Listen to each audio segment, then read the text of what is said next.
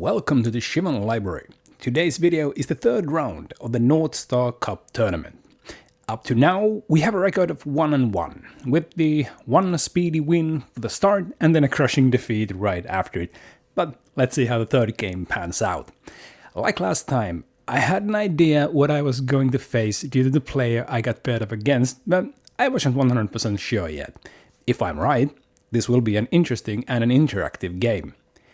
The deck I'm piloting in this tournament is the Erhnam Burn'em, red-green aggro deck with fast green creatures, spells to pump them up, and a good helping of red burn spells. Here is the full deck list. I go through my choices more in depth in the first round video. The video link is in the card on the right. But the deck is somewhat simple. Just cast creatures, turn them sideways, finish the opponent up by pumping the creatures or throwing all those red spells to their face. There is plenty of reach in this with those fireballs, and if I'm lucky, giant growths plus a berserk translates into a lot of damage. Let's hop on to the games and see what the third match has in store. But before we go, don't forget to like and subscribe to the video so you don't miss any of the old school Magic the Gathering videos here in the Shimon Library. And game number 1. I'm on the play and both players were able to keep a full 7-card start, so no mulligans here. And my start for this, it's the classic green one. It's Forest into Land of War Elves. That's the best start you can hope for, if not taking any powered start. And now, waiting to see what's my opponent's deck. Is it gonna be the one I'm expecting, or are we gonna see some surprises here right off the bat? And Mishra's Factory into a Sol Ring, well, that doesn't tell me anything yet, except that, well, maybe the ground game is a bit blocked off right now, so yeah, maybe strip mining the factory away. That's a good way to start, especially I got the Silver Library, so I gotta go digging, and that usually buys enough time to kinda find the good stuff, as they say. Passing on to the opponent, and do we get to see any actual information here? Mountain, yeah, that sounds exactly like Tax Edge. And there's the lightning bolt on the Land of War Elves, cutting down my mana in return. Alright, so it is starting to be quite sure to me that this is Tax Edge. A deck that runs land taxes and Land's Edge to draw a huge amount of basic lands out of the deck and then ping them 2 points of damage each to your opponent's face. It's a surprisingly useful effect and nice way to control the game, and works well. Even though the effect is symmetrical, this deck can take full advantage of it. Like, take much better value out of those 2-point hits than the opponent. The Scavenging Folk on my side of the table, and opponent kind of thinking his lines long and hard so they can sequence their play the best. And there's a strip mine to my mountain. Okay, that's not yet bad. And a lightning bolt to the Scavenging Folk. Okay, so we are resetting the board over and over again. We're gonna play a very low resource game this time. But for me, what this means is that I have to be very careful about my land count, because land tax works only if your opponent has more lands than you, so I need to make sure that I have equal amount or lesser than my opponent, so they can't really take advantage of it. Now, seeing that they only have a mountain in play, they need to play plains to get that land tax going, but for first, we're gonna see the Land's Edge.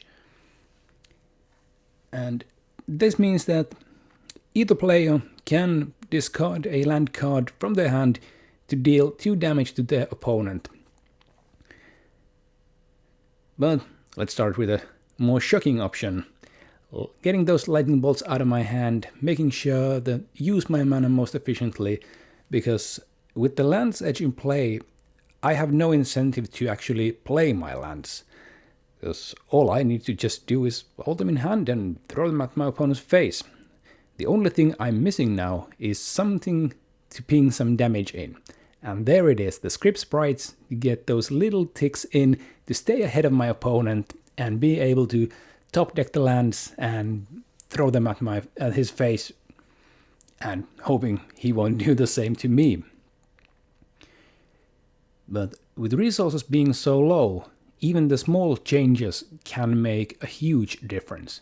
Well, there's the first Land's Edge throw, getting rid of a card here and there. The library is going to make sure that I get to draw good stuff, the stuff I'm going to need. I doubt I would be drawing any extra cards, because in a match like this, both players playing red, it is very easy to lose 6 to 9 points of life in a surprising flurry of lightning bolts and chain lightnings. So you have to be really careful about that life total. Going down under 10 points can be extremely devastating, surprisingly fast. And my goal now is just make sure my opponent is dropping down so I can just shoot those lightning bolts to the dome and finish the task. There's the planes for the Land's Edge. And they played their planes now, which means that they have the access to play the land tax. But there's the balance first. Opponents at 1 card in hand. Yeah, let's just get rid of the Hammerheim first to the Land's Edge, and then I think it's good to go. I'm gonna lose 1 card in hand and the script sprites, and my opponent is losing 1 land for it, so a mountain goes away, and I drop a fireball from my hand. But the fireball isn't gonna be really useful here, because the land count's gonna be low. Those are gonna at best, it's gonna do maybe 2 or 3 points of damage. If I get a soul ring, or a green mox in that case, the fireballs can do something, but I can't really rely on those. A basic land would most likely be more effective with the Land's Edge than a fireball. Now there's something I didn't really want to see. A Mishra's Factory in this point. Oh, and a Divine Offering on my mox. Yeah, those resources are going down, and a single factory can really do some damage. So right now, I gotta find something to change this game up. If I just let it go, I'm gonna lose this. I think I need to do something a bit more drastic, and this Sylvan Library look really showed me something interesting. But I gotta think really hard. Can I play reckless? And I chose yes. Taking that extra card, dropping me to 9 life. This is a really risky move, but you gotta risk it for the biscuit. Wheel of Fortune. And my opponent thinks it's a fun move as well. Both players discarding their hands. Well, there wasn't much of a hand. And then drawing an extra 7. And this can be good, can be bad, but we're both very low life total. So 1 turn here and there can make a real difference. I got some extra mana, red mox and soul ring, passing on to my opponent and hoping they did not get a handful of lands. Because technically they do need only 4 lands to kill me, but yeah, well, alright, if going really technical, they need only 3 lands and a hit from that Mishra's Factory. But had I not wheeled completely, they would have done it much slower in that case. But let's see. How good is their 7 plus the draw of that turn? They're doing the math as well. I'm just doing the dreadful, let's hope it's not very bad type of math. But listening to my opponent, I think I might be in extreme trouble. Land number 1, 2 points. Land number 2, 4 points. Land number 3, 6 points. I'm down to 2 life. Factory is in play, and my opponent's going for the style points. Chain lightning to the face. I got nothing to say to that. Tax Edge takes game number 1. And it is game number 2. I'm on the play, took 1 mulligan, and saw that this hand was blasting. Lotus into a Llanowar Elf into Sylvan Library with the strip mine in play. Because the funny thing is that in that hand there are no colored mana sources. I was kind of hoping that I'm gonna see something good out of that cylinder library and playing for that, and let's see what happens. The bad thing is I got a land tax on the other side, meaning I'm not supposed to play much of any lands in addition to that strip mine, because if I let my opponent take full advantage of that land tax, they're gonna run me over rather quickly.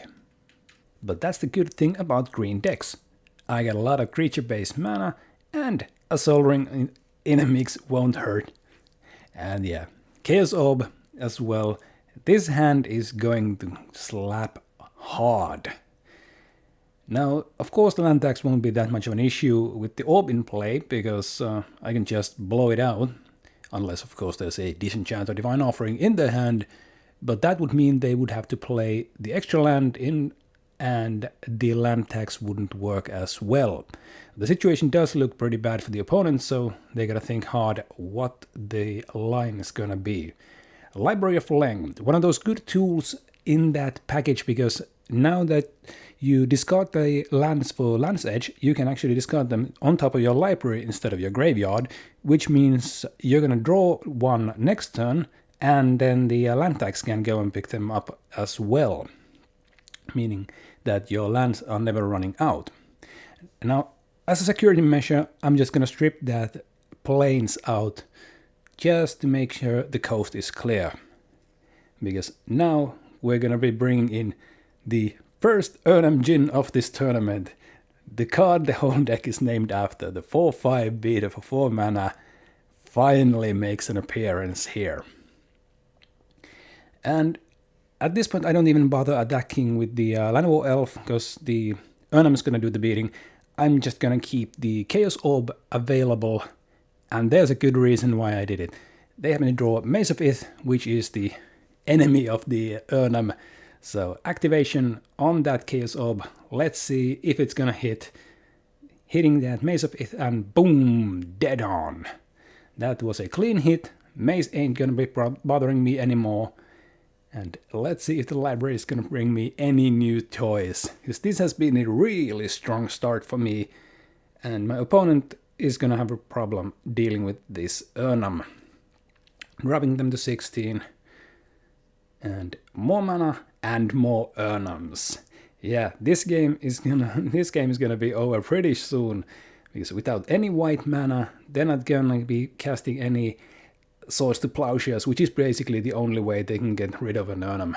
Sure, you can double bolt it, but what are the odds you got those in hand? One card from the library, no need to get any extras. Just looking at the board, swinging in for 10. I think this game is pretty much over. Adding an extra Elvis Archer to the field, just making sure. Opponent's going for the draw. Is this a card that will save them? They're gonna need a lot. And no, it is. They're packing things up. It is 1-1. We're going into game number 3. And it is game number 3, and my hand is golden. This is a scary moment for me. Opponent's playing the Mishra's Factory into an Ivory Tower, making sure they get the life, and my hands are shaking right now. Looking into this correct sequencing, but I think the coast is clear at this point. A lot of shakes. Mountain, Red Mox, Black Lotus, Lightning Bolt to the face, making sure they're gonna drop their life total down. Cracking that for green. Channel into Fireball. It is the turn 1 channel Fireball kill, and that is game over. Fast win for Erhnam Burn'em. Whoa, that ending right there was once in a lifetime shot. When I picked that hand up, I first saw that I had a channel in hand, which always a nice thing early on. But then seeing that there is a Fireball in there and that Black Lotus, I was shocked. That hand was pretty much the best possible starting hand this deck can have. Yeah, when I laid those cards in front of me, I was really hoping that my opponent doesn't have anything to mess me up. Like, who would play a turn 1 Winds of Change? But if that would have happened, I would have been devastated. My hands were actually shaking there, dropping in those cards. This was the first time in my life that I was able to pull off turn 1 channel fireball hit.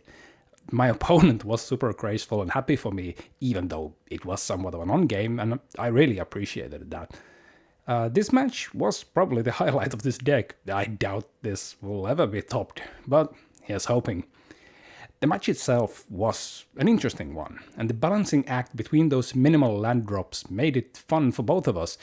Deciding when to deploy which land was vital here.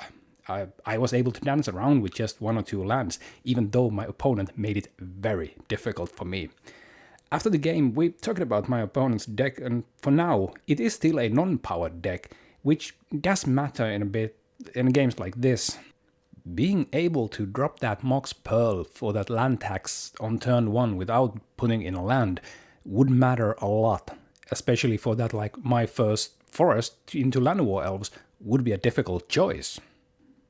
Fortunately, those issues will be fixed soon, and the deck will get the final kicker it needs. Now it is time to close things up.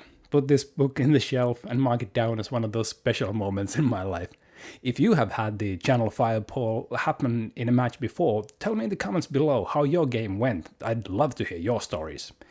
There's still one more match to go, so hit that subscribe button so you won't miss it.